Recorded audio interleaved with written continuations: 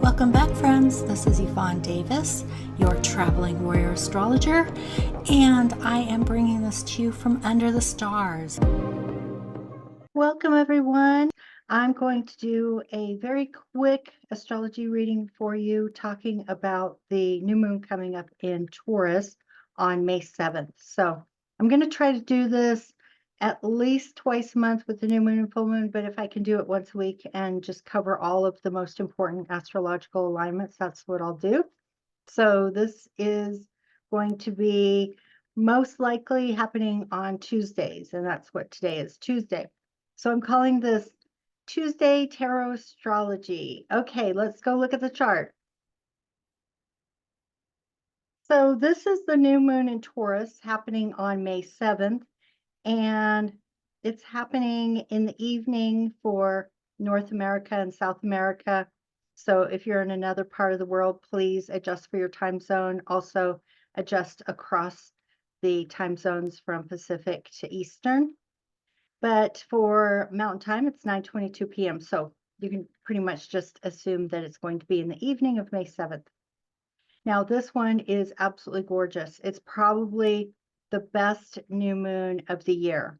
We have the new moon in Taurus here at 18 degrees, and it's conjunct both Uranus and Jupiter.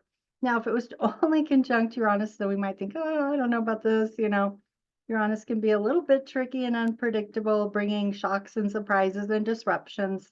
Sometimes things we're not really too happy about.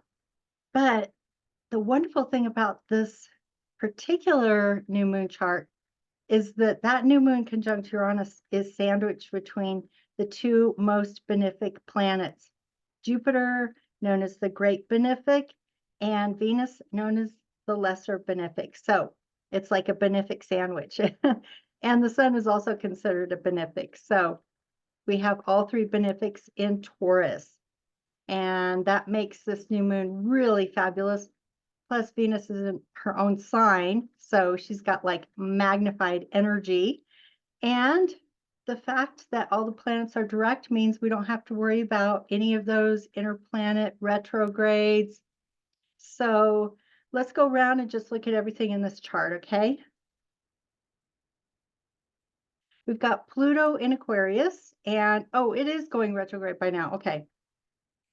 So I'm making this a little bit early. I'm making it on April 30th. So we've got about a week until this new moon. So it looks like Pluto will go retrograde during that week, which is not really a problem. The outer planets stationing direct or retrograde is not really a problem. They're transformational planets, so you don't see the effects as intensely. They're working below the surface at a more subconscious soul level to bring about long-term transformation. Occasionally, you will see event-oriented events when these are either, making some really intense transit to your personal planets or in the chart, but it's not really doing that right now, at least not in this chart. So maybe it's making a personal transit for you. It's also possible that you're having squares with this new moon in Taurus, so you have to consider your own personal chart. By the way, if you ever want a reading, you can always check the link below in the description box and order a reading and use my automatic scheduler or email me. Either way is fine. Or you can join my Patreon. I do free Friday astrology workshops there where you can get mini readings. So that might help you out if you're trying to figure out if this is making some kind of exact alignment in your chart that might make it more difficult. But in general, this chart is really, really good. It's also sextiling Saturn, which is wonderful because Saturn brings stability when it is in a trine or a sextile. It's harmonious and it takes that energy of the new moon and grounds it in something that's more long-term and foundational, and you can expect it to last. So that's really good. Now, Jupiter is also going to make a sextile to Neptune.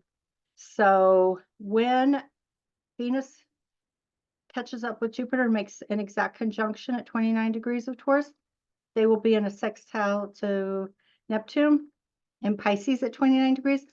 And whenever you see Jupiter, Venus, and Neptune in an aspect, especially when it's a favorable aspect like conjunction or sextile or trine, that's one of the best days of the year. Okay, so you want to keep that in mind, and I'll talk about that as we get closer to it.